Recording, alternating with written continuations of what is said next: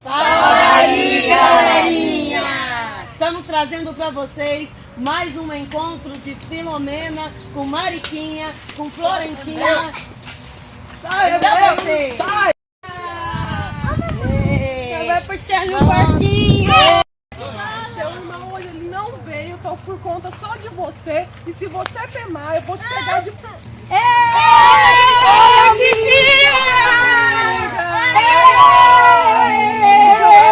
Eu não sabia! Eu não sabia que você estava na roça também, não. Que bom! Vocês vão brincar, crianças, que eu vou conversar com a minha amiga. Que é isso? Vou brincar, vou jogar bola assim, ó. Joga bola, vai! Jogou! Não brinque. Nossa, chegou quando chegar. Chegou no que sai, nós somos meninos. Sai! Presta atenção com a minha filha aí, rapaz. Não machuca a minha filha, não. Sai de você. Nós somos meninos, Cadê a mãe de você? Não bate na minha cabeça! Vocês não batem na cabeça da minha filha, não, hein? Essas meninas que... Não bate não na cabeça da minha filha, não, hein? Para com isso aí. Olha! Isso, gente. Não, vai brincar pra lá. Aqui, gente, vou brincar! Vamos lá. Vou brincar! Ô, mamãe! Mas a menina não deixa a gente conversar. Vai brincar, Filó. Vai brincar, Filó. Vai brincar, Filó. Vai brincar, Aninha. Eu quero goiaba. Vai pedir sua mãe, menina. Eu, hein? Não sei de Não, goiaba, mamãe, não. Isso, vai comigo. Ei, homem, não brinca com menina! Vai embora!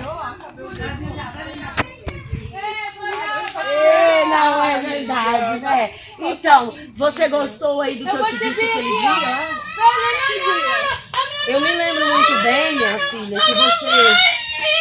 Meu Deus, Essas meninas, Olha que derrubar minha irmã aqui daqui, ó!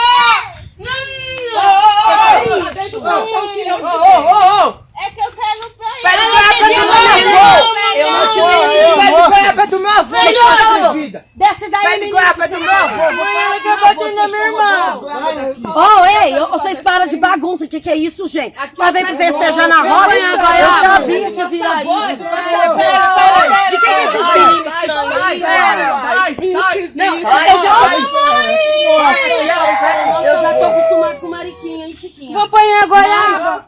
Vocês aí, de onde vocês vieram mesmo? Aqui é Mas nosso avô, do Rio, eu vou subir!